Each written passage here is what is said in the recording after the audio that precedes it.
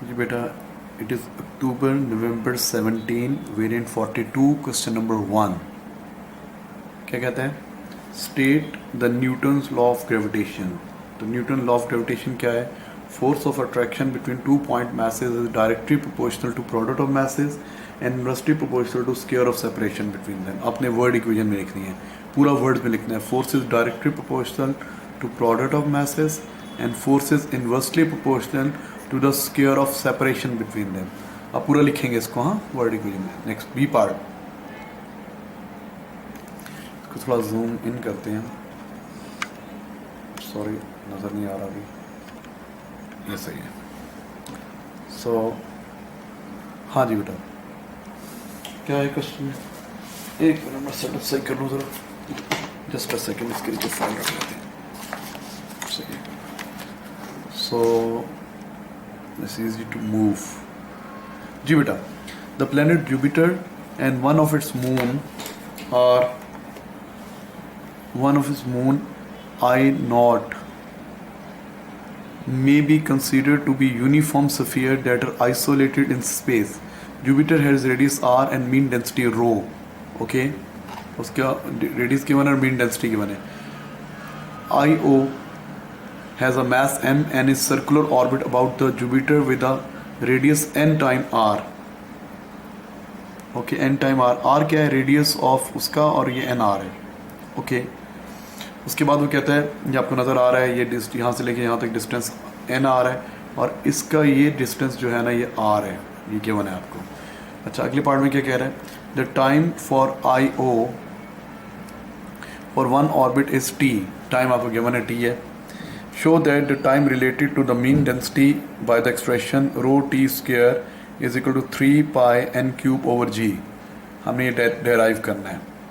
तो तो पहले लिखें, the gravitational force, centripetal force is provided by the gravitational force. So लिख देंगे आप, सेंट्रीपिटल फोर्स, पूरा लिखूं, centripetal force is provided by gravitational force. 4 number है ना, तो ज़रा कहानियाँ भी लिखें। Centripetal force is provided by gravitational force। centripetal force is provided by the gravitational force। अच्छा, फिर हम लिख सकते हैं इसको, we can write Fg gravitational force is equal to Fc। gravitational force क्या होगी? G mass of Jupiter mass of star over separation between them n r हो जाएगा ना। separation between them का square is equal to m into n r distance और omega square. ठीक है जी। अच्छा, अब क्या करें? ये m से कैंसिल हो गया। ठीक है, अब आपको ये क्या हो जाएगा? n r तो मल्टीप्लाई हो जाएगा, तो G M is equal to N R cube, और ओमेगा की जगह पे क्या लिख लिया? 2 pi by T whole square. ठीक है जनाब। अब नेक्स्ट आगे आ जाए। उसके बाद क्या होगा? मैस की फॉर्म में नहीं गिवन, आपको पता है डेंसिटी होता है मैस और वॉल्यूम। डेंसिटी होता है मैस ओवर वॉल्यूम। तो वॉल्यूम किसके इक्वल हो जाएगा? मैस किसके इक्वल हो जाएगा? Mass is equal to density into volume, और सफियर है ना, तो सफियर के वॉल्यूम का फॉर्मूला क्या होता है? 4/3 pi R cube.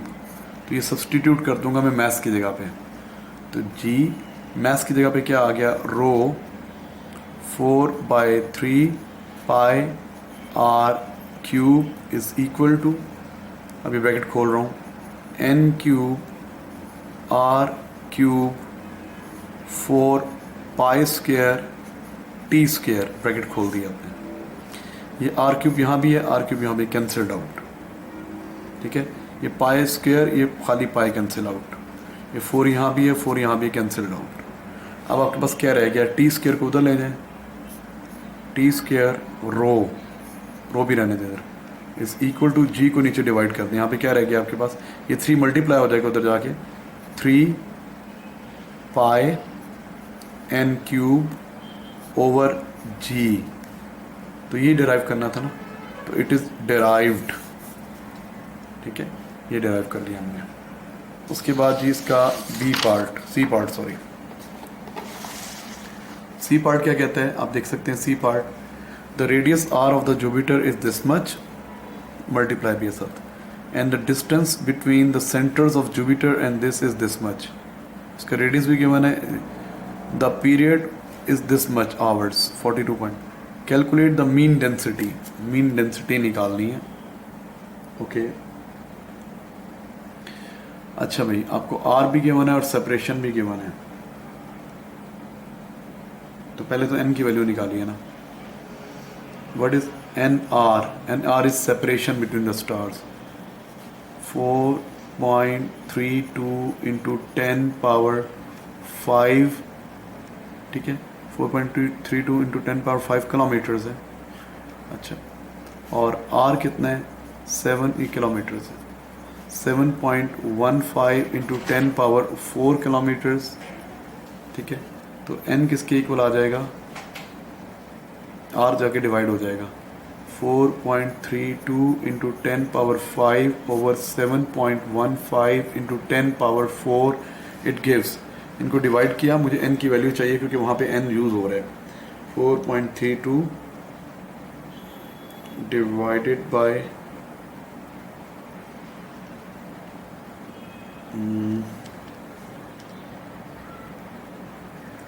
N R S 6.04, N R S 6.04, N की वैल्यू आ रही है 6.04। अच्छा, फार्मूला क्या था आपका, फार्मूला क्या था, रो टी स्क्वेयर पिछले पार्ट में 3 पाई एन क्यूब ओवर जी। रो निकालना है तो ये टी जाके डिवाइड हो जाएगा। 3 pi N cube over G T square. अब वैल्यू सब्सटीट्यूट कर रहा हूँ मैं। 3 इंटू 3.142, एन की वैल्यू कितनी आ गई, 6.04 का होल क्यूब ओवर जी की वैल्यू कितनी होती है, 6.67 इंटू 10 पावर -11, और टी स्क्वेयर आवर्स में, सेकंड में चाहिए आपको, 42.5 आवर्स है ना। 42.5 इंटू 3600 का स्क्वेयर। अब कैलकुलेटर पे इसको सॉल्व किया, सॉल्व किया तो आंसर आ रहा है 1.33 into 10 power 3, 1.33 into 10 power 3। Formula वही यूज़ करेंगे जो पीछे गिवन था। ठीक है, अच्छा बेटा, आगे कहते हैं नेक्स्ट पार्ट में, the earth has mean density 5.5 into 10 power 3। It is said to be a planet made up of rock. A planet is made up of rock. By reference to your answer, comment on the possible comparison of Jupiter. Jupiter पे आप ज़रा comment करें। हाँ जी, अर्थ की density कितनी होती है, 5.5 into 10 power 3, और जुपिटर की डेंसिटी कितनी आई है, 1.3 थी। तो जुपिटर लेस डेंस है। इसका मतलब ये हुआ कि रॉकी मटेरियल जो है ना का नहीं बना हुआ, वो हार्ड मटेरियल का नहीं बना हुआ, उसमें लिक्विड होगा, गैसेस होंगी। ठीक है, और क्योंकि अगर तो उसकी डेंसिटी ज़्यादा होती है फिर हम कहते हैं रॉक्स का, मेटल्स का बना हुआ है, लेकिन जुपिटर की डेंसिटी अर्थ की डेंसिटी से कम आ रही है। तो किस चीज़ की, अर्थ किससे मिलके बनी है, रॉक से मिलके बनी है, रॉकी मटेरियल है, सैंड है, सॉइल है। इसका मतलब जुपिटर में भी होगा ये कुछ, लेकिन इसके अलावा गैसेस भी होंगी और लिक्विड्स भी होगा। It is made up of gas और liquids, most likely made up of gases और लिक्विड्स। ठीक है जी बेटा, it is October November 17 variant 42, question number 2। State what is meant by specific latent heat. Specific latent heat क्या होती है, specific latent heat ऐसी हीट जो स्टेट चेंज करती है at a constant temperature. Specifically unit mass की बात करेंगे, 1 kg मास की बात करेंगे। ओके तो what is specific latent heat, amount of heat required to change the state of a unit mass, to change the state of unit mass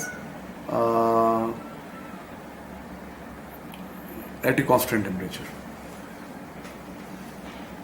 Amount of heat required per unit mass 1 kg की ना per unit formal language लिखा करें. Amount of heat required per unit mass to change its state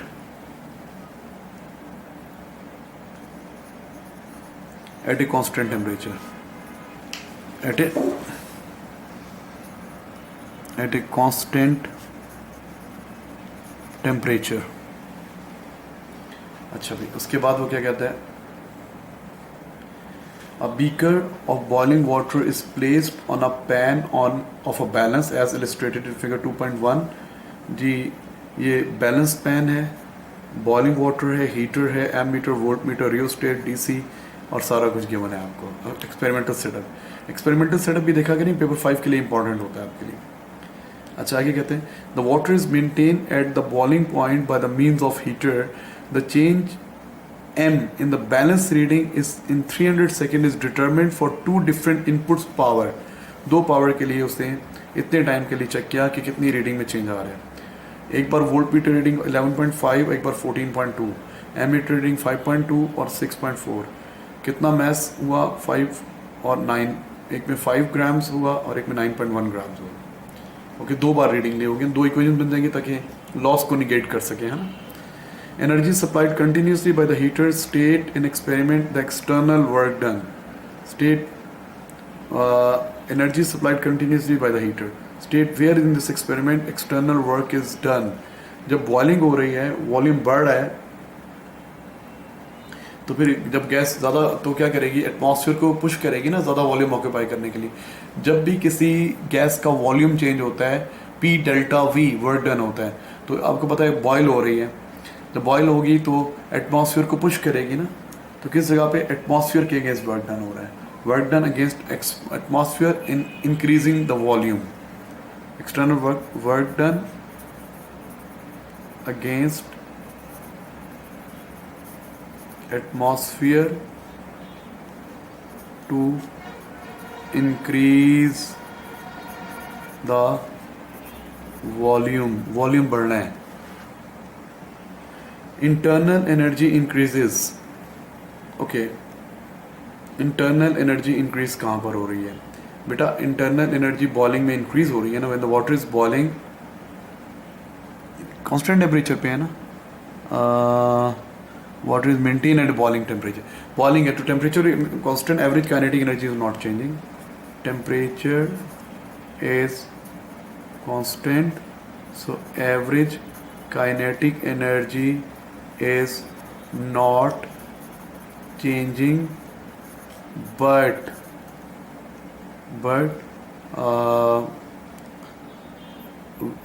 liquid is converted into gas. Liquid is converted into gas, so intermolecular forces, the bonds are broken, so IMF, intermolecular forces decrease. आप पूरा लिखेंगे, intermolecular forces decrease, therefore potential energy of atoms or molecules increases, so internal energy increases. So internal energy increases. ठीक है. Liquid जो है water, as water turns from liquid to vapors, temperature is constant but kinetic energy is not changing, but liquid के साथ लिख दो, liquid is converted into gas. Liquid is converted into gas. liquid से लिख दो, liquid कौन सा liquid है हमें पता है ना, liquid कौन सा है? water is converted into gas stream, so intermolecular forces decrease और potential energy increase होने से internal energy increase हो रही है. ठीक है.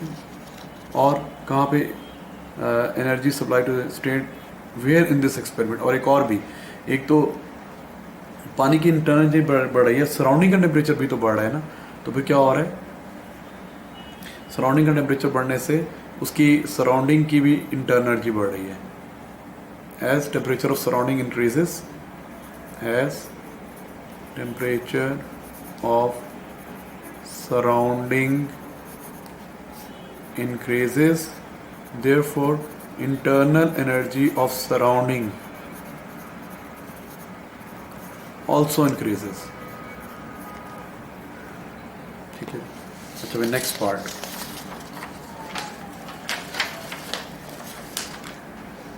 नेक्स्ट पार्ट क्या है? Use figure 2.2 to determine the latent heat of vaporization of water. Use figure 2.2 to determine the internal energy. Figure 2.2 ये डाटा यूज करना है. अच्छा भाई, दो इक्वेशंस बनेंगी आपकी. पावर, ओके, तो क्या लगेगा? दो इक्वेशन बनाते हैं. Heat energy is converted into heat energy supplied by the heater. Energy supplied by heater is equal to ml plus lost. अच्छा, पावर कर लें, energy supplied per unit time, तो टाइम तो दोनों में सेम होगा ना.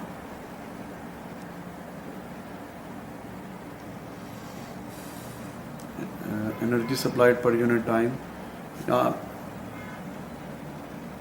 Energy supplied per unit time, ये एनर्जी कर लो ना इसको.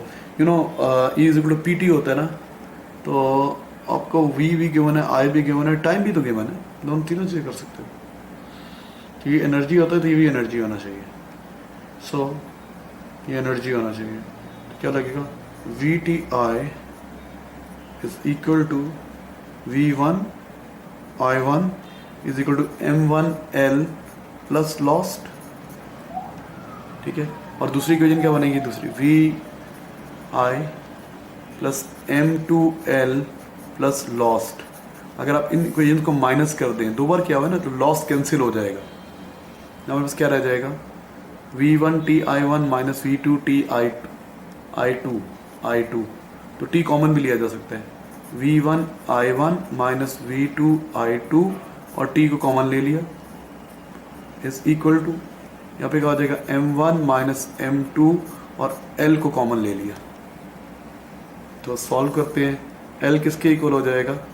L हो जाएगा V1I1 minus V2I2, V1I1 minus V2I2 over M1 minus M2. Solve it. V1 11.5 into T भी है, इंटू टी. हाँ जी, क्या आएगा? 11.5 multiply by 5.2, 11.5 multiply by 5.2 minus 14.2 multiply by 6.4 bracket close. बाहर कितना आ जाएगा? 300 सेकेंड्स के लिए था. M1 minus M2, 5 minus 9.1. Okay जी, हम इसको सॉल्व करते हैं.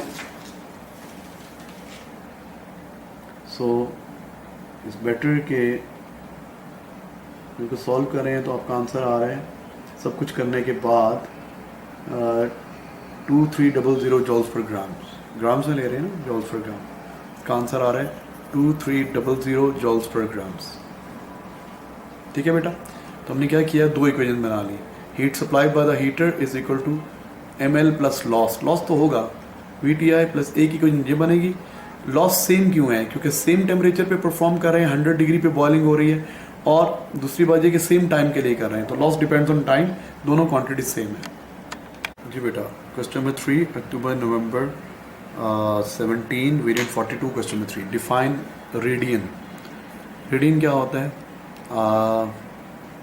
It is a ratio of arc length to radius होता है ना. तो रेडियन जब भी आए ना, आप इसको इस तरह क्या करें? Angle turn by the radius at the centre of circle और it will be equal to 1 radian, arc length is equal to radius, और angle subtend at the centre, ऐसे बोले, angle subtend at the centre of circle, angle subtend, angle subtended at center of circle where when arc length is equal to radius. Angle subtended at center of circle when arc length is equal to radius. तो angle in radian किसके equal होता है? Arc length over radius. अच्छा भी आगे कहते हैं L is arc length, R is radius. State by reference to simple harmonic motion what is meant by angular frequency. Angular frequency वैसे तो होता है ना rate of change of angular displacement.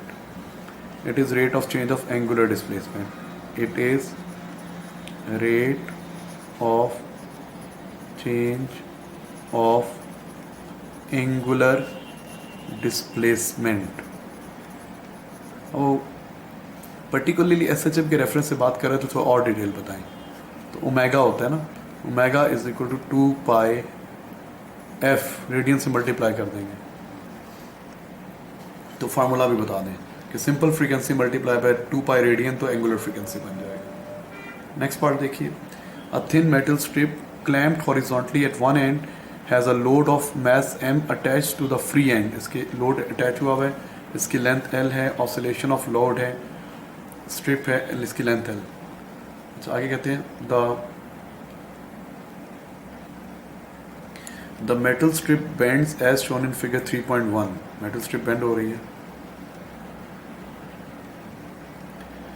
When the free end of the strip is displaced vertically and then released, the mass oscillate in a vertical plane. mass vertical plane में oscillate करता है. The theory predicts that the variation of the acceleration a of the oscillating load with the displacement x is given by a is equal to minus c ml cube into x, where l is the effective length of the metal strip and c is the positive constant. Explain how the expression show that the load is undergoing SHM. Load is undergoing SHM. तो you know C M L ये constant है ना. What is C? L तो length है ना, M mass of the load है, और C क्या चीज़ थी? C is the positive constant. ये constant है. ये पूरी term constant हो गई ना, पूरी term constant हो गई. तो A is proportional to minus X. तो सिंपल हार्मोनिक मोशन क्या होता है? Acceleration is directly proportional to displacement but opposite to the displacement and it is obeying SHM. Acceleration is directly proportional to displacement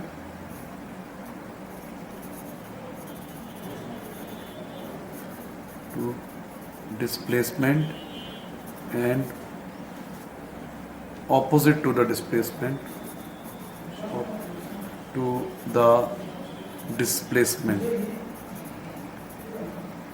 opposite to the displacement. ठीक है जी. तो इसमें बता देंगे कि ये तो कांस्टेंट है और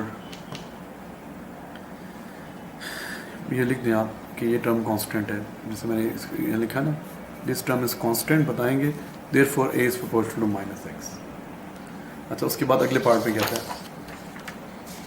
नेक्स्ट पार्ट देखिए का सी पार्ट है, second part. For the metal strip of length L65 and load is 240 gram, the frequency of oscillation is 3.2 hertz. Calculate C निकालना है. तो यू नो क्या फार्मूला है? A is equal to minus C over M L cube X. S H M की equation क्या होती है? A is equal to minus omega square X. So omega square is equal to this thing.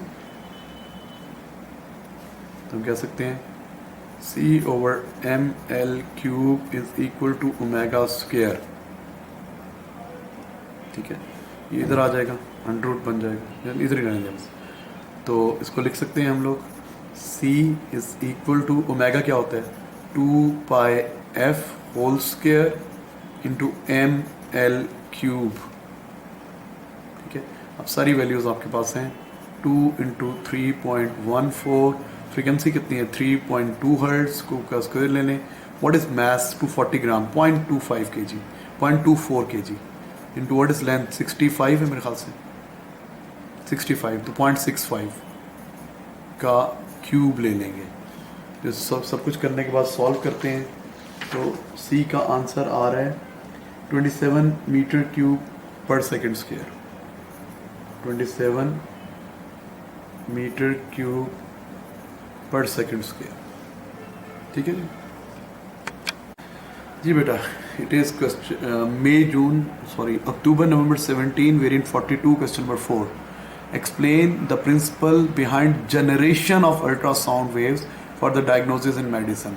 Generation ultrasound कैसे generate करते हैं तो piezo crystal होता है ना piezoelectric effect piezo crystal is placed in high frequency alternating field. So जो high frequency alternating field होता है ना वो क्या करता है कभी क्रिस्टल को कंप्रेस करेगा कभी स्ट्रेच करेगा कभी कंप्रेस करेगा कभी स्ट्रेच करेगा तो क्रिस्टल वाइब्रेट करेगी and vibrating bodies produce sound और हम ऑल्टरनेटिंग फील्ड की फ्रीक्वेंसी कितनी रखेंगे मेगाहर्ट्ज में so that ultrasound pulse is produced ठीक है। सो इसको बताना पड़ेगा आपको पूरे को क्या होता है। We use piezoelectric effect we use piezoelectric जो पाइजो क्रिस्टल लिख दें बस piezo crystal to produce ultrasound आप पूरा लिखेंगे अच्छा क्या कहते हैं इसको थोड़ा बता दें। When piezo crystal is placed in an electric field when piezo crystal is placed in an electric field it deforms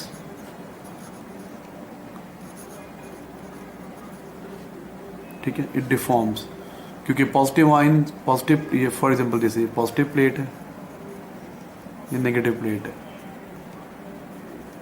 तो अगर ये एक्सटेंड हो गया है पहले क्या था पहले ये इस तरह था नेचुरल फॉर्म ये थी now it has extended positive plate will attract the negative ion negative plate will attract the positive ions and the bond between the ions is not rigid तो therefore ये expand हो जाएगी and opposite polarity देंगे तो क्या हो जाएगा it compresses। Diagram बेशक आप छोटी सी बना सकते हैं यहाँ पे तो it deforms। अच्छा when this crystal आगे when this piezo crystal is placed in an alternating field it vibrates at the same frequency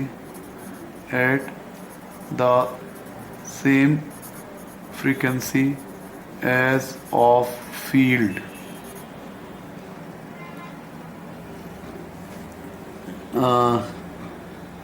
the frequency and size of piezo crystal is selected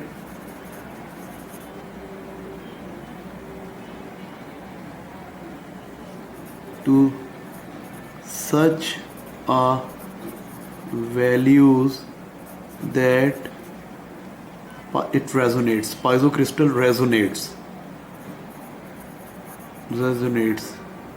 so it vibrates at larger amplitude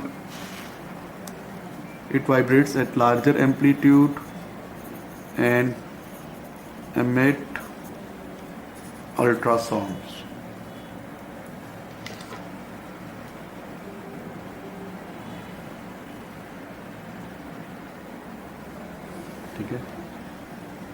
सो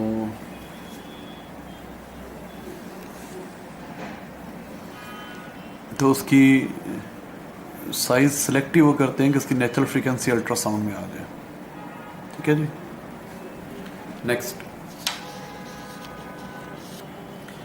यहाँ पे लिखा है size of piezo crystal is selected such a value it resonates.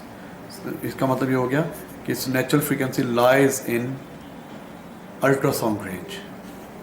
इसको explain करते हैं। That is its natural frequency lies in ultrasound range। आपने ज़्यादा बताना है, 5 मार्क्स हैं। ठीक है जी बेटा। इसका बी पार्ट भी रहता है, सॉरी, क्वेश्चन नंबर 4 का B part 4B। Ultrasound frequencies as high as 10 megahertz are used in medical diagnosis. State what advantage of using the high frequency ultrasound rather than low frequency ultrasound। High frequency ultrasound have smaller wavelength. High frequency have smaller wavelength, so they diffract less at the boundaries. So they diffract less at edges or boundaries at the edges. Therefore minor detail can be determined। Therefore minor details can be determined। Therefore minor details can be determined। सही है।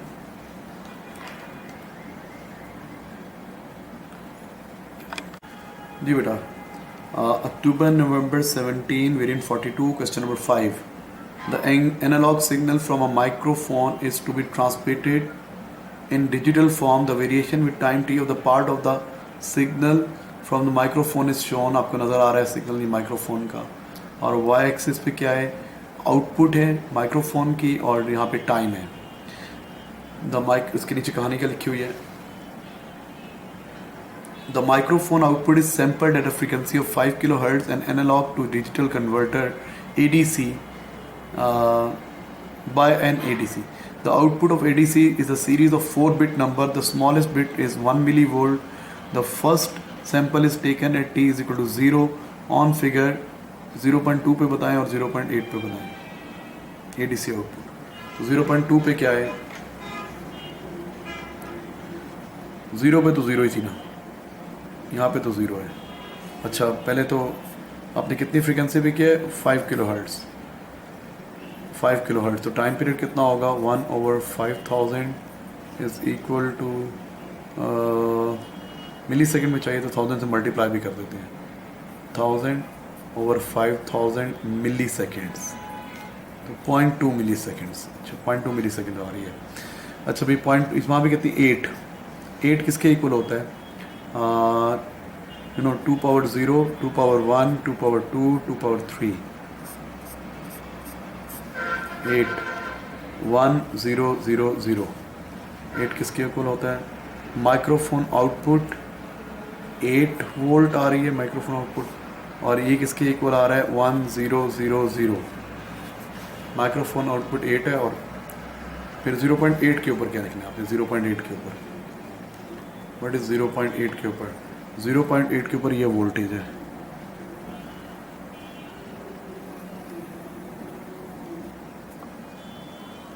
Four 5 point something, तो हम इसको क्या लेंगे, 5.8 milli volt है, लेकिन आप इसको 5 ही लेंगे, पीछे को राउंड ऑफ करेंगे। इसके आउटपुट क्या है, वो तो 5.8 है, आउटपुट तो 5.8 है, लेकिन जब इसको सैंपल में कन्वर्ट करेंगे तो we'll consider it 5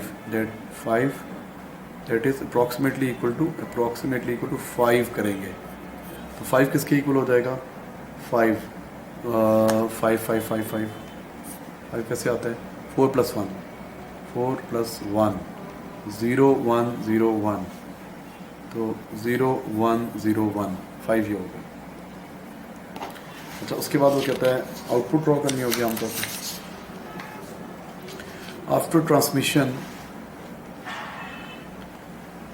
that it is converted back to an analog signal using ADC, using DAC. Use the data or output from DAC. तो फिर आप करें जी 1.2 तक आपने सिग्नल ड्रॉ करना है, 1.2 मिली सेकेंड से। तो पहले चेक कर लें क्या क्या वैल्यूज़ थी। तो 0 टाइम पे 0 ही थी, 0 ही थी। 2 मिली वोल्ट पे कितनी थी? 0.2 पे 8, यहाँ पे मैं 8 लिख रहा हूँ। 0.4 पे कितनी थी? 0.4 पे कितनी थी? ये एग्जैक्ट कोने से गुजरी 10 ही है। 0.4 पे 10 थी मिली वोल्ट। अच्छा, 0.6 पे कितनी थी? 15। 0.8 पे कितनी आई थी? अभी 5 आई थी। 0.8 पे 5, 5.8 को पड़ेगा तो 5 ही नहीं यार। 0.8 पे कितनी आई थी? 5। अच्छा, 1 पे कितनी थी? 1 पे ये 8 है, 1 पे भी 8। और 1.2 पे कितनी है? 12। जी जनाब, तो पहले तो 0 ही रहेगी जब तक अगला नहीं आता। 0 0 0 0 0। 0.2 पे 8 हो जाएगी, 8, और ये 8 रहेगी आगे तक जब तक नेक्स्ट डेटा नहीं आता। फिर कितनी हो जाएगी? 0.4 पे 10 हो जाएगी। 10 10 कहाँ है? यहाँ। 0.4 पे 10 हो जाएगी, ये 10 रहेगा। फिर 0.6 पे 15 हो जाएगी, 15 ये यहाँ 15 हो जाएगी। फिर 5 हो जाएगी यहाँ, तो ज्वाइन कर देंगे। फिर 8 हो जाएगी,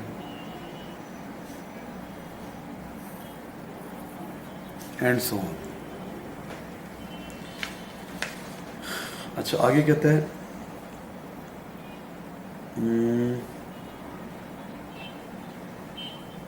मैं आंसर चेक कर लूँ।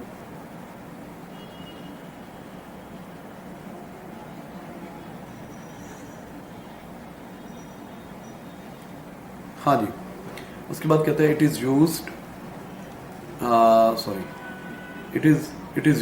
it is usual in modern communication system for ADC and DAC to have more than 4 bits in each sample. State and explain more than 4 bits in. State and explain the effect of transmitted analog signal such an increase. Such an increase क्या होगा? तो क्या होगा? When there will be more number of bits, there will be a smaller step height. Step height छोटी हो जाएगी, more levels हो जाएंगे। More bits means more levels, and there will be smaller stair height.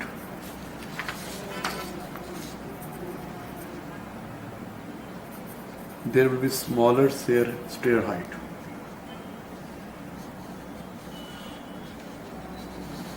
और smaller stair height से क्या होगा? Little changes in Heights, small changes in height can be observed. Little changes in signals can be determined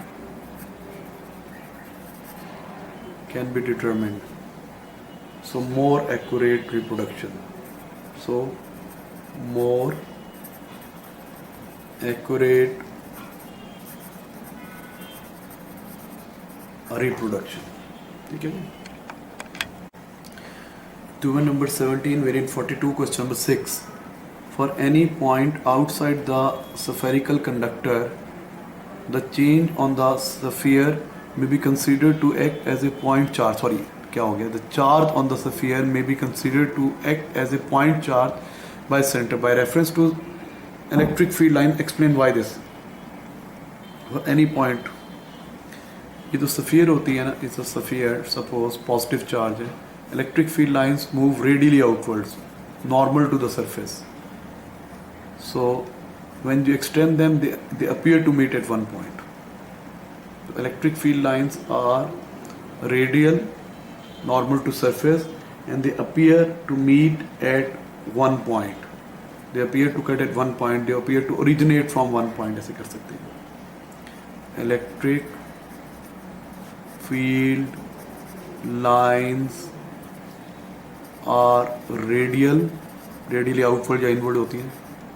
Radial, therefore they appear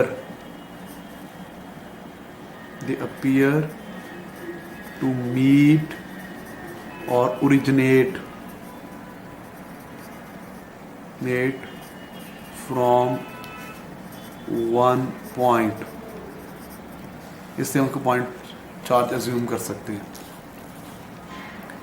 आगे कहते हैं An isolated spherical conductor has a charge q as shown. ये conductor है, इस पे charge q है, distance x है, p point है जी. Point p is movable point that any one at this time is the distance x from the center of sphere. Point p is movable point that is a distance x from the center of the sphere. Point p movable point और ये x से distance है. The variation with distance x of the electric potential is shown. तो यहाँ तक potential constant है, ये surface चल रही होगी यहाँ तक, उसके बाद नीचे आ रहा होगा. x distance from the centre है. ओके अच्छा, पूछ क्या रहा है आपसे, मतलब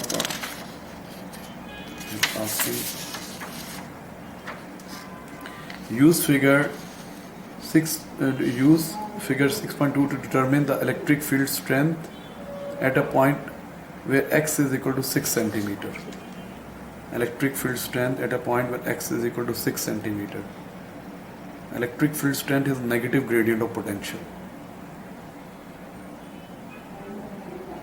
हाँ जी, यहाँ पे अपने इलेक्ट्रिक फील्ड स्ट्रेंथ बतानी है. यहाँ पे 6 के ऊपर we have to draw tangent here. यहाँ पे टेंजेंट ड्रॉ करना पड़ेगा और मेरे पास स्केल नहीं है.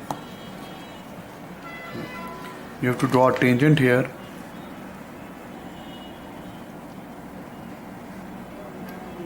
पहले यूँ लाइन रखेंगे अप्रॉक्सीमेटली, मुझे नज़र भी नहीं आ रहा सही तरह. आपने यहाँ पे क्या करना है, you have to draw a tangent.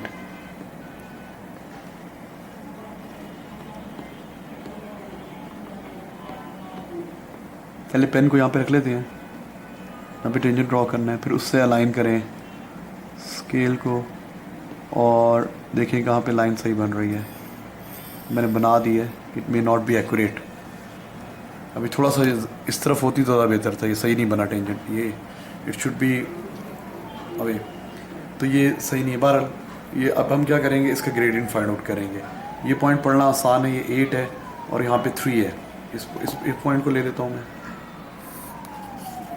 और दूसरा ये कोना भी सही है, ये पढ़ना आसान है.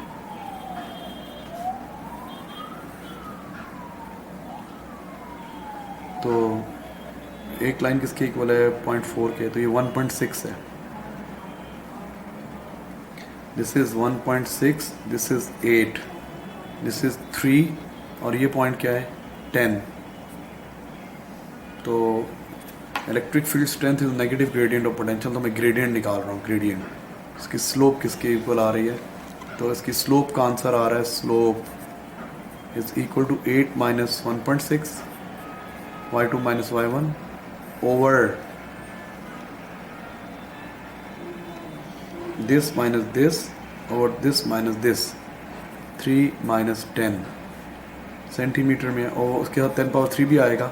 ये 10 पावर 3 है ना साथ, वाई एक्सिस पे देखो 10 पावर 3, ये 10 पावर 3 भी आएगा और ये 10 पावर माइनस 2 भी आएगा. यहाँ पे 10 पावर माइनस 2 भी आएगा, 10 power minus 2.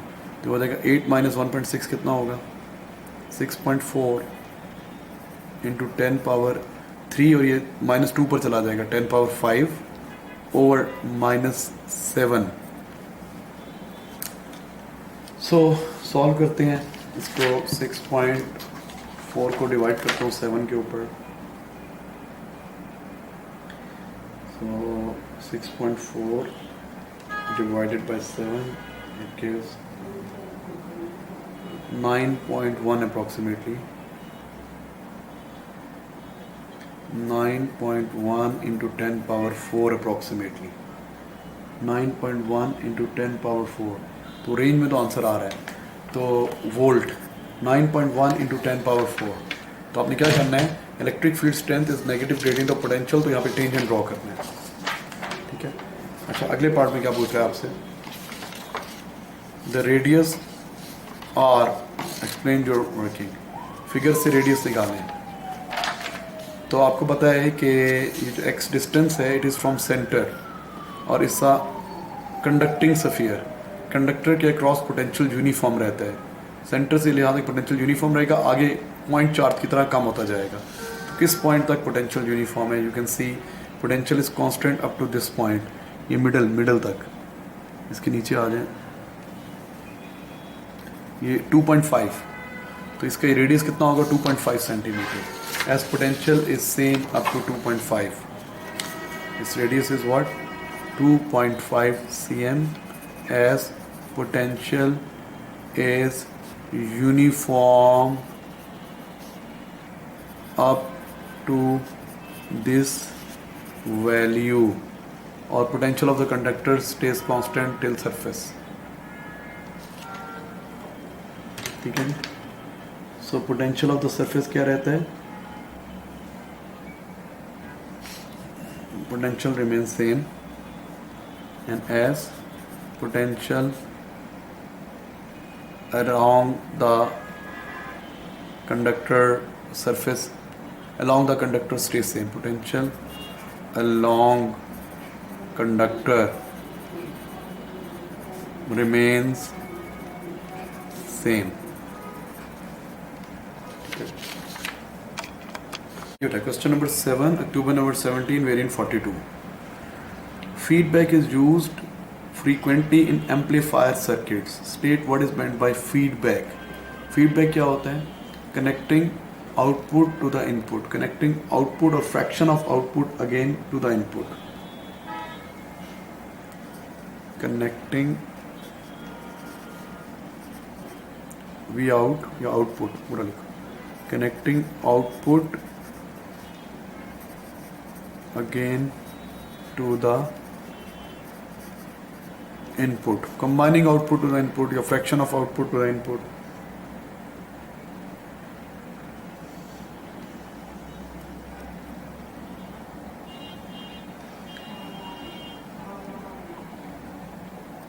Connecting output again to the input, that is V out or fraction of V out.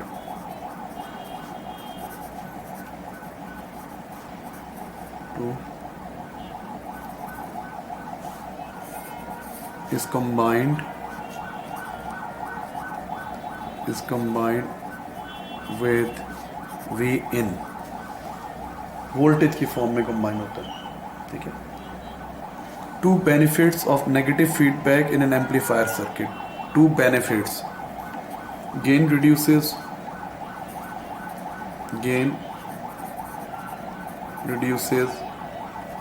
more bandwidth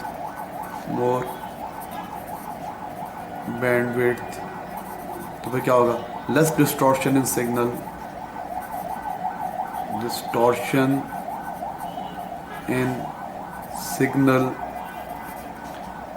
less distortion in signal, और क्या होता है, more stability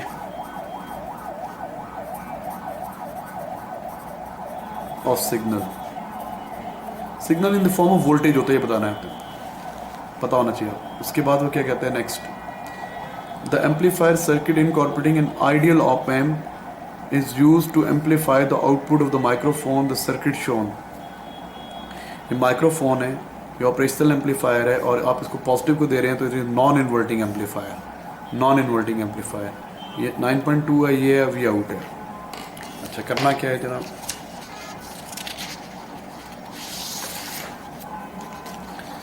आगे कहते हैं when the potential difference is 48 millivolt when potential at point P is 48. Point P कौन सा है? 48. 48 क्या? 48 millivolt. The output is 3.6. The output is 3.6. तो आउटपुट कितनी आ रही थी? 3.6 वोल्ट. Determine the gain. ये इनपुट है ना और ये आउटपुट है, तो गेन क्या होगा? 3.6 और 48 millivolt. Gain V out over V in 3.6 over 48 into 10 power -3. ठीक है, 3600 ओवर 48. इट गिव्स, सॉल्व करते हैं तो यार है 75. Gain is 75. आप the resistance of resistor R की वैल्यू निकालनी है. फार्मूला क्या होता है? Gain is equal to 1 plus R F over R1 निकालना है मेरे ख्याल से, या आर निकालना है. ये कितना है? 92.5. गेन 75 है. 75 is equal to 1 plus 92.5 over R. Solve करते हैं, ये 74 हो जाएगा. 74R is equal to 92.5. R is equal to 92.5 over 74 is 1.3 kilo ohms. 1.3 kilo ohms. ohms में आंसर देना है तो 1300 ohms. State and explain the effect of amplifier output when the potential P exceeds 68.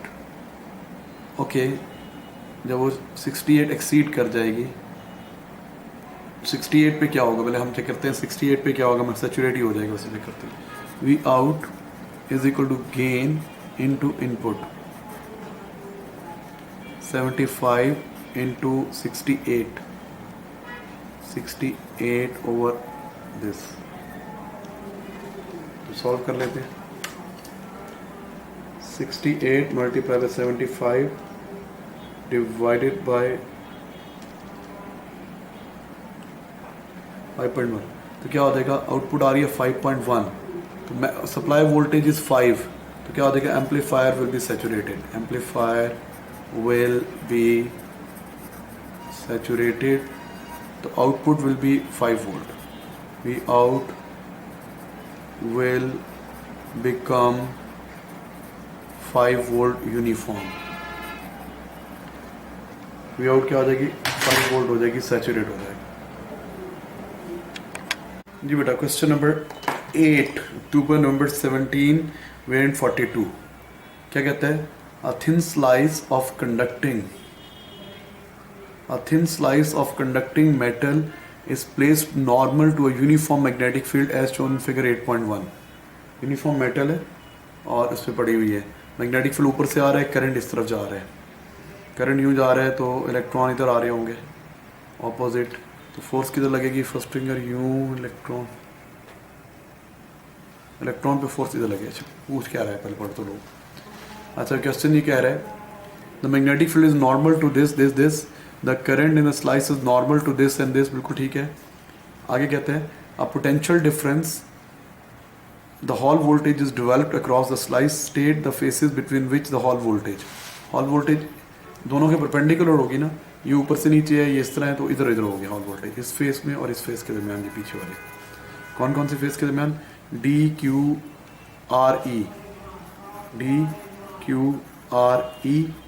और CPSF फेस के दरमियान होंगे. अच्छा भाई, उसके बाद क्या कहते हैं? एक्सप्लेन. एक्सप्लेन क्या करना है? Explain why a constant VH is developed between the face you have named 1. हाँ जी, why the constant Hall voltage is developed. Explain why constant Hall voltage is developed between the faces you have. Constant क्यों हो जाती है? You know, current भी constant है, magnetic field भी constant है. ओके, इनिशियली ये क्या कंडक्टर है? असल कंडक्टिंग मेटल है इसमें तो फ्री चार्ज कैरियर इलेक्ट्रॉन्स ही है ना। तो वैसे तो हॉल वोल्टेज का फार्मूला हमें पता है, हॉल वोल्टेज किसके इक्वल होती है, I B over N T Q. तो आई भी कांस्टेंट, बी भी कांस्टेंट, नंबर डेंसिटी भी कांस्टेंट, थिकनेस भी कांस्टेंट, चार्ज भी कांस्टेंट, तो Hall voltage will remain constant.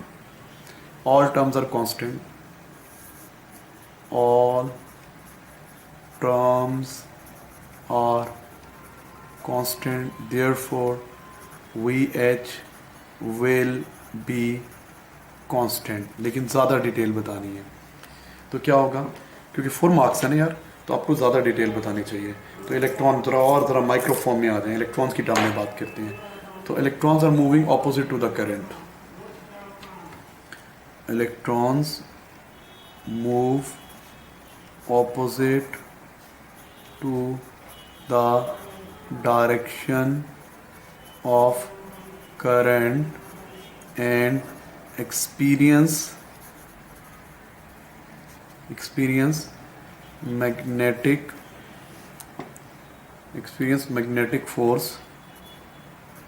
magnetic force towards CFSP, so this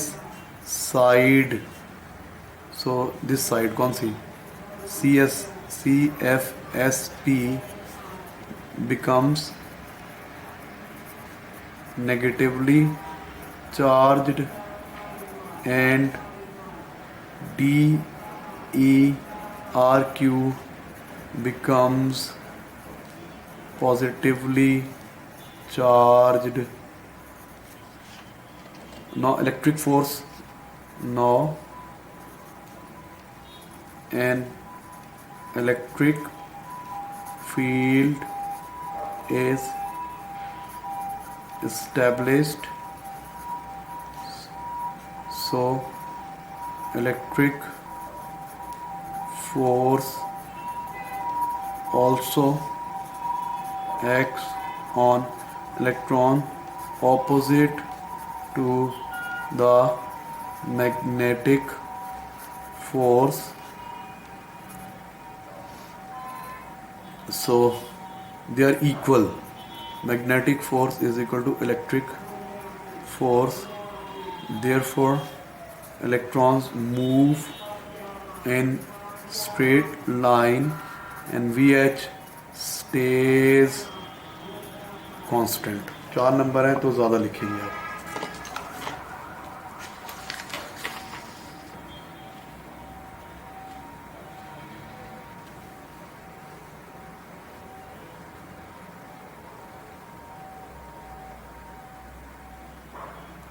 ठीक है जी। इलेक्ट्रॉन और पूरा कंडक्टिंग मेटल है, कंडक्टिंग मेटल में लिखा नहीं है कि ये कंडक्टर है, तो आप बेहतर ये है कि इलेक्ट्रॉन के साथ पूरे चार्ज कैरियर्स की बात कर लें। इलेक्ट्रॉन्स की जगह पे आप यूज़ कर लें चार्ज कैरियर्स तो ज़्यादा चलेगा, इलेक्ट्रॉन्स और चार्ज कैरियर्स। ठीक है जी। नेक्स्ट बी पार्ट,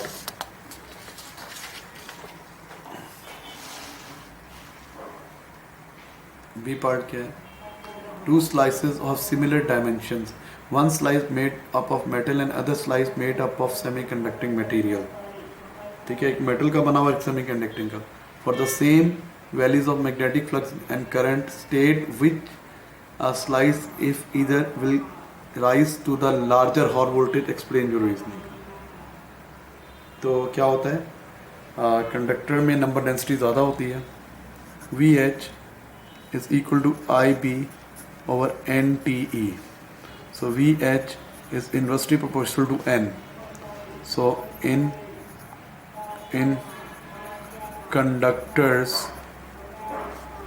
N ज़्यादा है तो VH will be smaller, VH कम होगी। इन सेमी कंडक्टर्स आप पूरा लिखेंगे, N is smaller therefore V hall voltage will be मोर, तो सेमी कंडक्टर में हॉल वोल्टेज विल बी मोर। ठीक है जी बेटा। Question number 9 October number 17 wherein 42 state what is meant by field of force। field of force. It is a region in which a particle will experience any force. It is a region. It is a region in which particles experience a force. आगे कहते हैं explain the use of uniform magnetic field and a uniform electric field for the selection of a velocity of the charged particle. You may draw the diagram is used. Velocity selector की. So यहाँ पे दो slits हैं.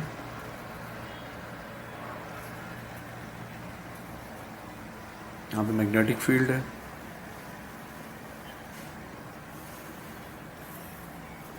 कि आगे भी slit है और नीचे यूं करके मैग्नेटिक फील्ड होता था वेलोसिटी सिलेक्टर में.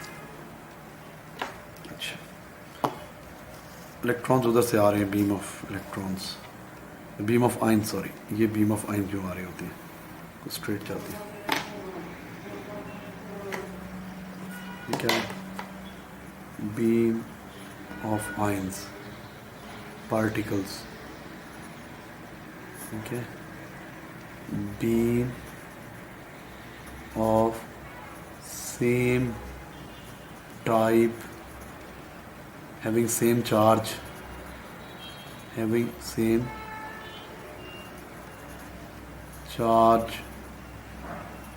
with range of speed,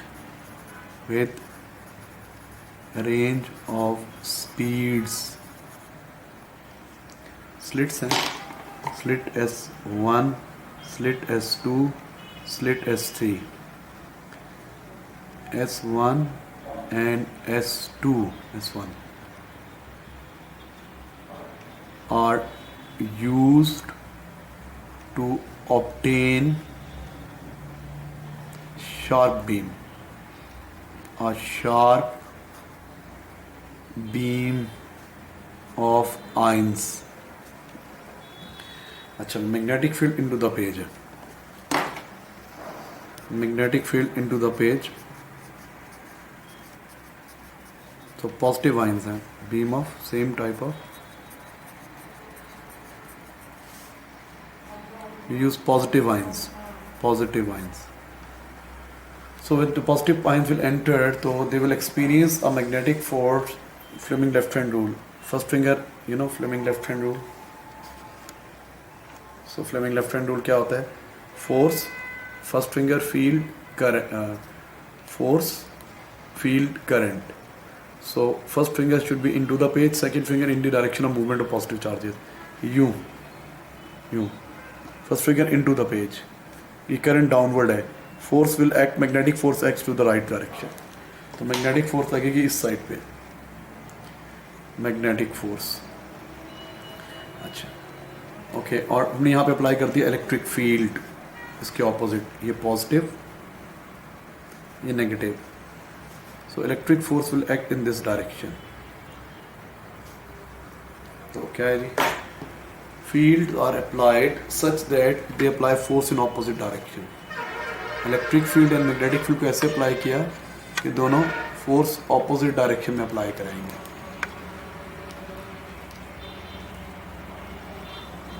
The electric and magnetic fields are applied such that ions will experience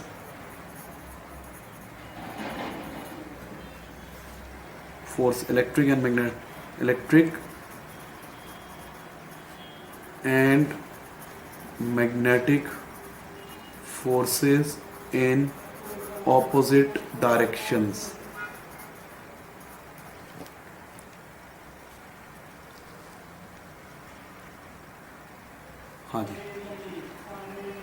the electric force on all ions will be same. Electric force F is equal to QE, doesn't depend on speed, doesn't depend on speed, so it will be same for F. So all particles will experience same electric force, but magnetic force QVB depends on speed.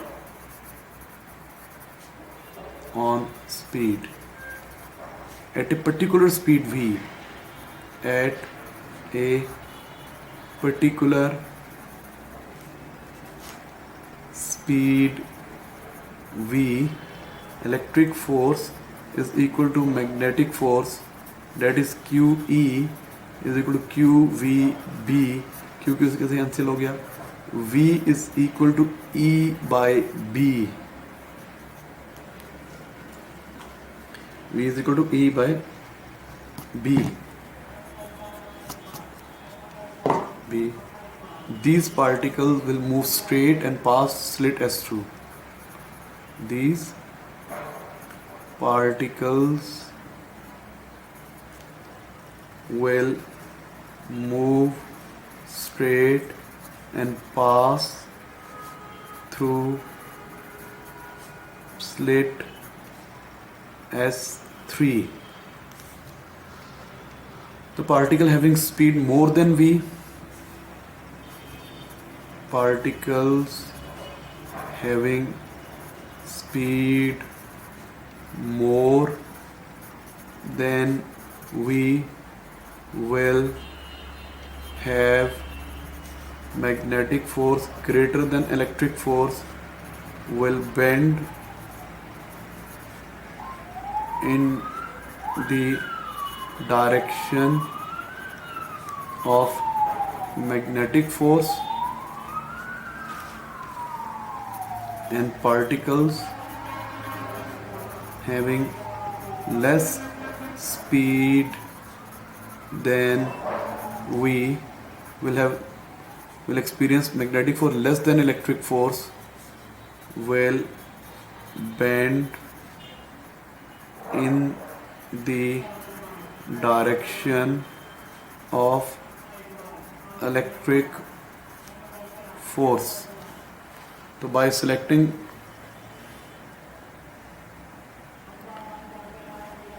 by using suitable values of electric field and magnetic field, a particular speed can be selected.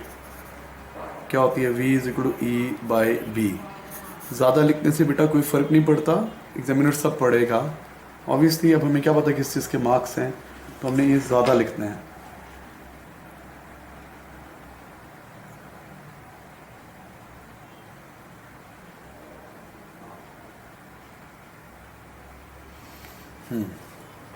ये जो हमने electric and magnetic force are opposite such that you will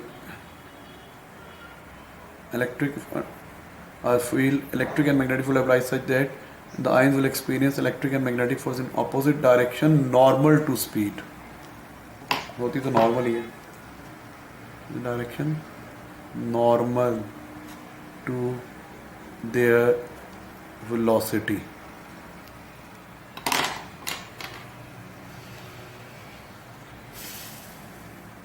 अच्छा जी, ठीक है जी. Next चल रहा है अभी बी. सी पार्ट क्या है? A beam of charge particles enter a region of uniform magnetic and electric field as shown. Magnetic field, region of magnetic field and electric field, ये रीजन है जो नज़र नहीं आ रहा हमें सही तरह, ये रीजन है. Magnetic field into the paper, ये क्रॉस है.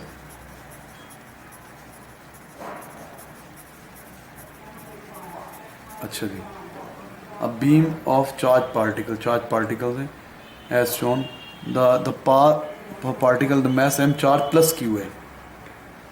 Okay, the direction of the magnetic field into the plane, the velocity of the charged particle is normal to the magnetic field as the particle enters. The particle in a beam has mass m charge plus q, positive sign है. The particle passes undeviated through the region. On figure 9.1 sketch the path of the particle.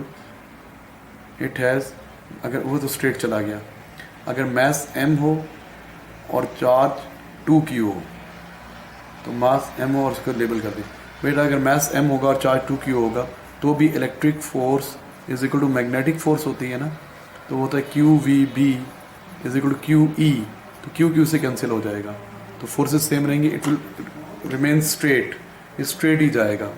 तो ये straight जाएगा. अगर आप उसका क्या कर देंगे, मास m चार्ज डबल भी कर देंगे तो स्ट्रेट जाएगा. इस बात को मैं कह रहा हूँ Q.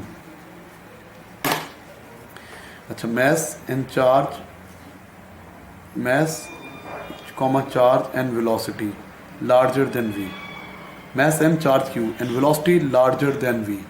वेलोसिटी लार्जर है तो फिर क्या होगी, जब वेलोसिटी लार्जर होगी तो magnetic force will be more than electric force.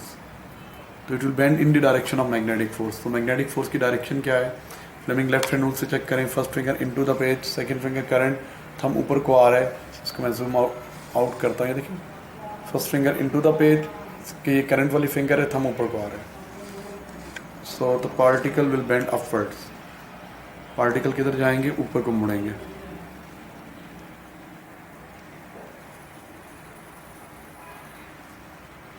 ये बात बनेगा. इस बात को कह दिया V. ठीक है जी बेटा. Question number 10, October November 17, variant 42. A metal is illuminated with the light of single wavelength lambda. Okay. On figure 10.1, sketch the variation with lambda of the maximum kinetic energy of the electron emitted from the surface. Lambda को change करते जा रहे हैं with the light of single wavelength. Single wavelength होगी और इमैक्स क्या होगा, तो हमें पता है इमैक्स क्या है, इलेक्ट्रॉन की एनर्जी.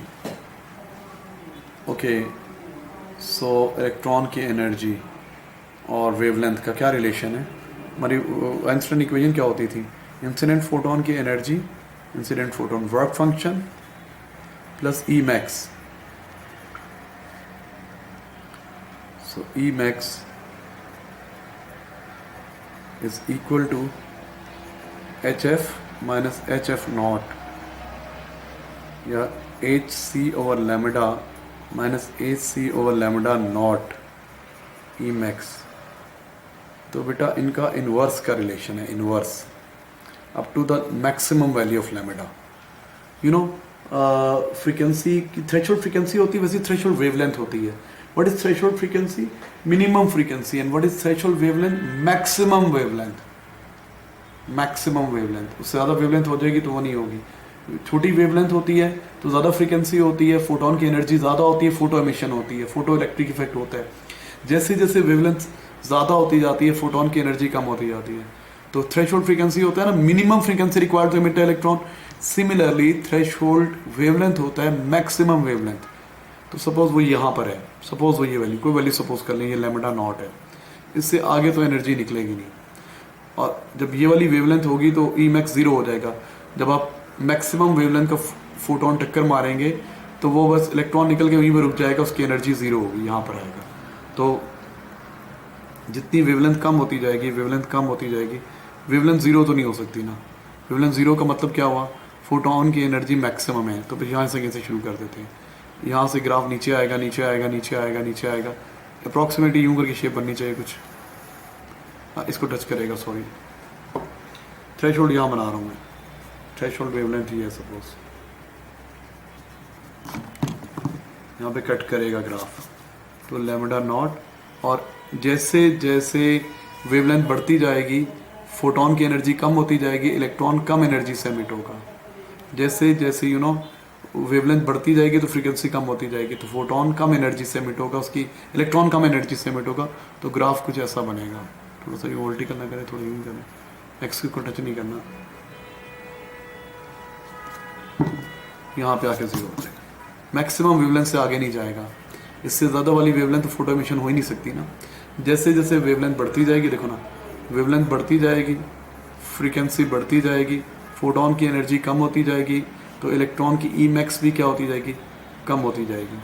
और जब इसकी ये मैक्सिमम पे आ जाएगा, लैम्डा नॉट पे आ जाएगा मैक्सिमम वेवलेंथ, इलेक्ट्रॉन निकलेगा तो सही, लेकिन अगर आप थ्रेशोल्ड फ्रीक्वेंसी से मारते हैं, थ्रेशोल्ड में क्या होता है, फोटोन एनर्जी वर्क फंक्शन के इक्वल होती है, तो ई मैक्स जीरो होता है ना, तो यहाँ पे जीरो हो जाएगा। Next part, a neutron is moving in a straight line with a momentum p. Okay, the de Broglie wavelength associated with neutron is lambda. On figure 10.2 sketch the variation with momentum p of the de Broglie wavelength. de Broglie wavelength और momentum का graph बनाना है, तो lambda is equal to h और p होता है ना, तो inverse relation है, इनवर्स ग्राफ बनेगा, एक्सिस को टच नहीं करेगा। बेटा tuber number 17, question number 11, The circuit for full wave rectifier using 4 ideal diodes is shown. 4 diodes हैं और ये नज़र आ रहा है। Resistor R is connected across the output of the rectifier. ठीक है। Figure 11.1, on figure 11.1, draw a circuit around any diodes that conduct when X is positive. Label positive negative on the output भी निकलना है। जब X positive है, X positive है, ये positive है और ये नेगेटिव है, तो करंट कहाँ से आएगा, यूँ आएगा, और यहाँ से जाएगा, यहाँ से जाएगा, ये पॉजिटिव होगा, ये नेगेटिव होगा। तो कौन कौन सी डायोड करंट यूँ आएगा, ये कंडक्ट करेगा यूँ, और नेगेटिव की तरफ जाए ये कंडक्ट करेगा। ये दो डायोड्स कंडक्ट करेंगे, बाकी कंडक्ट नहीं करेंगे। आगे, the variation with time t of the potential difference V of the input is given by V is equal to 5.6 sin this, ये बेसिकली ये होता है ना, V is equal to V naught sin omega t, ये omega की value होती है। तो कहता क्या है, where V is measured in volt and t is measured in seconds, the variation with time t of the rectified potential difference is shown.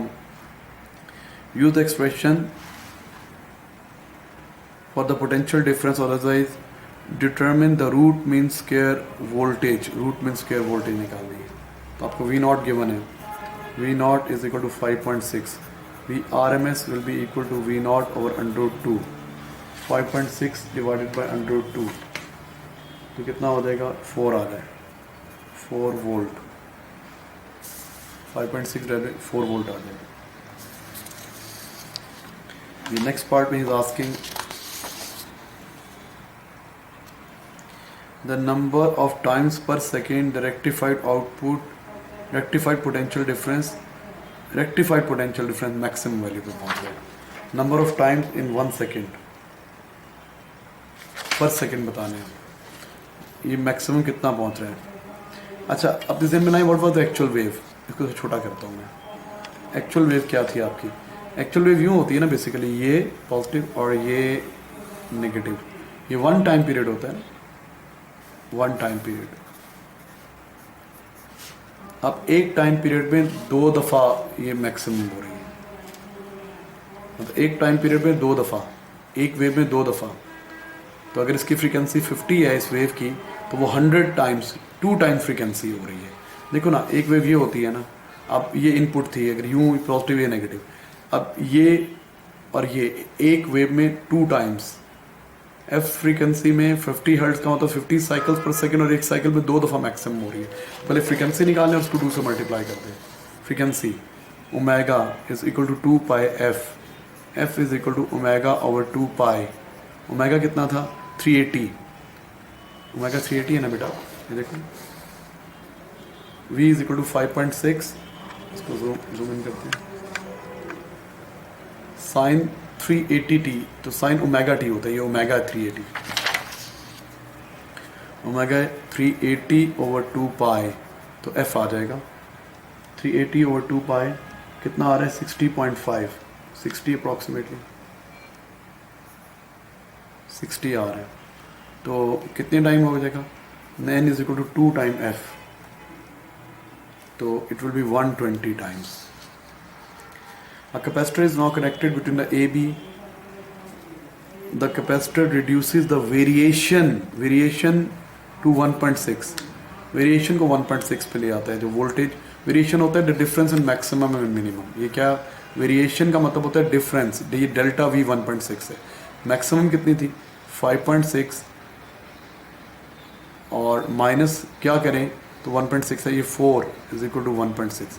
इसका मतलब है मैक्सिमम माइनस मिनिमम, और मिनिमम 4 तक आना है आपने. रिपल को कितना रिड्यूस किया 1.6 तक, 1.6 तक बचाना है इसने. 5.6 से नीचे कितना जाना है 1.6 नीचे जाना है, तो 4 तक जाना है. On figure 11.2 sketch the variation time की, तो हमने 5.6 से 4 तक जाना है, यहाँ तक आना है.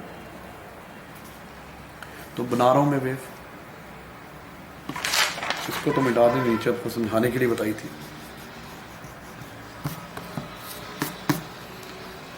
The wave will be like this. Charge यहाँ तक पहुँचा, अब ये 1.6 नीचे तक आएगा बस वेरिएशन यूँ, बिल्कुल स्ट्रेट नहीं होता, थोड़ा कर्व होता है. यहाँ से 4 तक आएगा.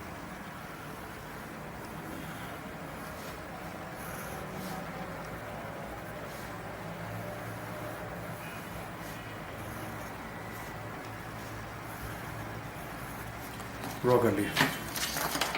आगे पूछता है ड्रॉ हो गया, और क्या रह गया, ये रह गया suggest and explain the effect if any on the root mean power on the mean power dissipated in resistor when a capacitor is connected between terminal AB. The mean power will increase. Mean power will increase. जब capacitor connect करेंगे तो output zero नहीं होगी ना, तो the mean power will increase. तो क्या हो जाएगा,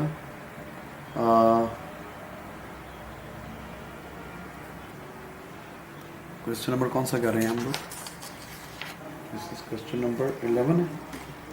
हाँ जी. क्या हो जाएगा, so state and explain the mean power dissipated, it will increase, it will increase. क्यों, as mean potential difference will increase, as mean potential difference will increase. और पावर किसके इक्वल होता है, V square over R. Question number 12, October November 17, variant 42. The isotope iodine 131 is radioactive with a decay constant 8.6 into 10 power minus 2 per day. Beta negative particles are emitted with the maximum energy of this. State what is meant by radioactive. State what is meant by radioactive. Radioactive का मतलब है it emits radiations per unit time, it emit radiations. Radioactive का क्या मतलब हुआ, nucleus emit radiations.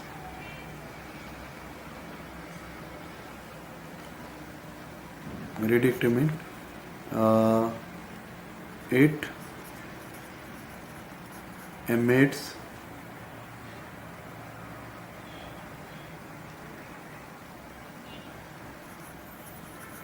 radiations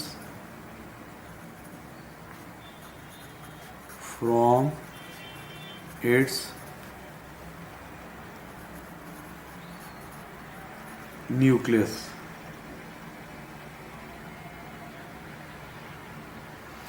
It emits radiation from its nucleus. Decay constant, probability of decaying a given nuclei per unit time. Probability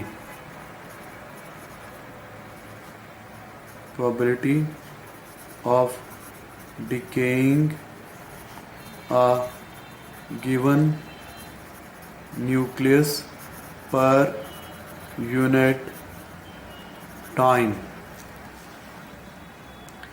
अच्छा भाई, explain why the emitted beta negative particles have range of energies. Why beta negative have range of energies? Some beta radiations are emitted from the surface, some beta radiations are emitted from the lower layers. So in coming from bottom layer to top layer, their energy reduces.